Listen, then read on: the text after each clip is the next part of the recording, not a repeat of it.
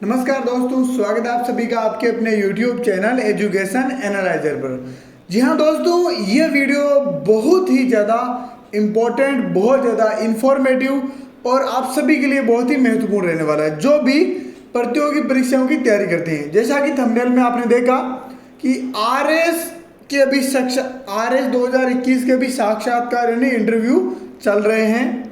पहले चरण में जो इंटरव्यू चल रहे हैं उनमें 2 दिन के इंटरव्यू समाप्त हो चुके हैं, जिनमें क्रम से 38 और 32 अभ्यर्थियों के इंटरव्यूज हुए।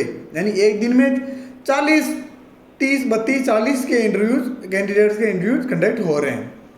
तो एक जिज्ञासा रहती है RS एस्पायरेंट यानी जो सिविल सर्विसेज की प्रशासनिक सेवाओं की तैयारी करता है अभ्यर्थी है, उसके मन में हमेशा इंटरव्यू या साक्षात्कार को लेकर कुछ सवाल रहते हैं कि कैसे प्रश्न उसमें पूछे जाते हैं। एक तो जो ट्रेडिशनल पारंपरिक जो भ्रांति है उनकी हम बात करते हैं, दूसरी वास्तविकता में RS में कैसे प्रश्न पूछे जाते हैं उनकी हम बात करेंगे। तो सबसे पहले भ्रांतियों की बात मैं करता हूँ। जो भ्रांतियाँ प्राय आपको देखने को मिलेगी वो ऐसे पूछेगी, भाई आपको वहाँ जाते ऐसे प्रश्न पूछते हैं कि शर्ट के बटन कितने हैं, तो शर्ट के बटन गिन के जाना भाई 5, 6 कितने हैं। उसके बाद कि आपने जो घड़ी पहन रखी है उसका डायलॉग या घड़ी से संबंधित कोई प्रश्न पूछ ले, या फिर ऐसा पूछ ले कि आपके जूते का साइज क्या है, या फिर ऐसा पूछ ले कि मुर्गी पहले आई या अंडा। तो ये कुछ भ्रांतियों से जनित प्रश्न है। या फिर ऐसा भी पूछ ले कि आप 3 मंजिला ऊपर चढ़ कर आए हो, सीढ़ियाँ चढ़ कर आए हो, सीढ़ियाँ कितनी थी। अब ये लॉजिकल क्वेश्चंस नहीं है वास्तविकताओं में देखें तो ऐसे क्वेश्चन प्राय तो नहीं पूछे जाते हैं। हालांकि हो सकता है कभी कभार ऐसे प्रश्न पूछ लिए होंगे, बहुत ही कम चांस है, मुश्किल से माइंड यहाँ पर हम लगाएंगे। ठीक है, अब हम बात करते हैं RS 2021 के साक्षात्कार के कुछ क्वेश्चनों के बारे में। तो जैसा कि आप देख ही रहे हो थंबनेल में, मैंने कुछ क्वेश्चन लगाए हैं जो RS 2021 में अभ्यर्थियों को पूछे गए हैं। तो चलिए उन प्रश्नों की ओर हम आगे बढ़ते। तो राजस्थान लोक सेवा आयोग द्वारा RS 2021 के जो इंटरव्यू हैं कि सेकंड फेज का आयोजन जारी है और मंगलवार को दूसरे दिन इंटरव्यू बोर्ड ने भावी अफसरों से पूछा कि RS अफसर किस वर्ष से कलेक्टर बनने लगे हैं। यह प्रश्न पूछा था भाई कि RS जो अफसर है वो किस वर्ष से कलेक्टर बनने लगे हैं पदोन्नति के बाद। इसके अलावा विभिन्न सवालों के माध्यम से अभ्यर्थियों के ज्ञान कौशल के साथ ही पर्सनालिटी भी परखी गई। दूसरे दिन भी आयोग में 2 इंटरव्यू बोर्ड में 32 अभ्यर्थियों से साक्षात्कार हुए। सुबह 9 बजे और दोपहर 2 बजे से इंटरव्यू शुरू हुए। ठीक है, दोपहर 2 बजे से इंटरव्यू शुरू हुए। अभ्यर्थियों से चर्चा में सामने आया कि अलग अलग अभ्यर्थियों से अलग अलग प्रश्न पूछे गए। ठीक है, अब इसमें जो विदेश से लेकर व्यापार नीति तक के सवाल इंटरव्यू बोर्ड ने पूछे अभ्यर्थियों से। अब चलो एक एक कर हम कुछ क्वेश्चनों के बारे में देखते हैं।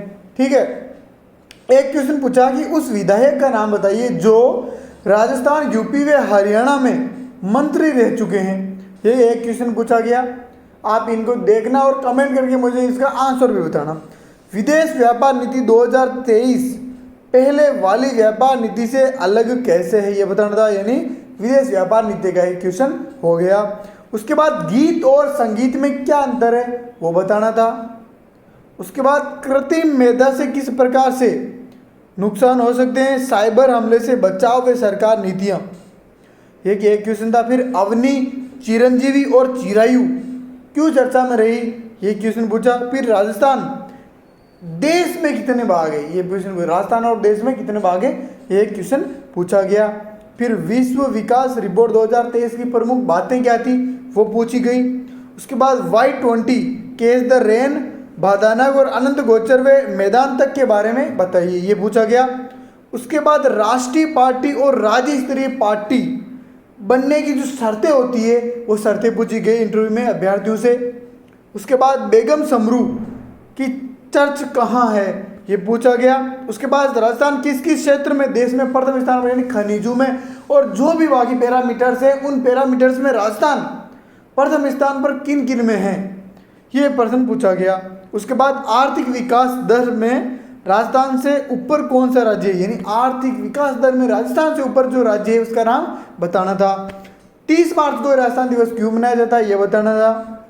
उसके बाद राजपूतानी की प्राचीन राजकीय भाषा और लिपि क्या थी, यानी राजपूतानी की आपको प्राचीन भाषा और लिपि पूछ ली यहाँ पर।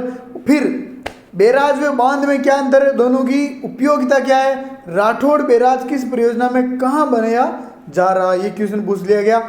उसके बाद राजस्थान का राज्य वृक्ष भारत के किस राज्य का राज्य वृक्ष व किस देश का राज्य वृक्ष है, बहुत ही अच्छा क्वेश्चन था। क्या अभी नए जिले और बन सकते हैं, यानी ये करंट से उठा लिया, यानी अभी जो जिले बन चुके हैं 58, उसके बाद आपको पता है 8 जिले और 3 संभाग और बनने के आसार दिख रहे हैं। तो पूछा कि क्या आपको लगता है भौगोलिक दृष्टि से बन सकते हैं या सरकार बना सकती है, चुनावी माहौल है, क्या ऐसा हो सकता है, ऐसे क्वेश्चन पूछा गया। फिर है सुजला क्या है, फिर है बड़ौदा व बड़ोदरा कहाँ है, बड़ौदा और बड़ोदरा कहाँ है, यानी एक गुजरात में और एक दूसरा बड़ौदा कहाँ है, ये आपको बताना है। तो ये क्वेश्चन पूछे गए थे।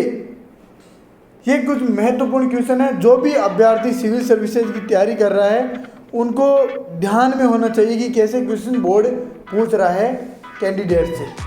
तो इस वीडियो में बस इतना ही, नेक्स्ट वीडियो में और हम आगे चर्चा करेंगे कुछ इसी प्रकार के वीडियो के साथ। धन्यवाद।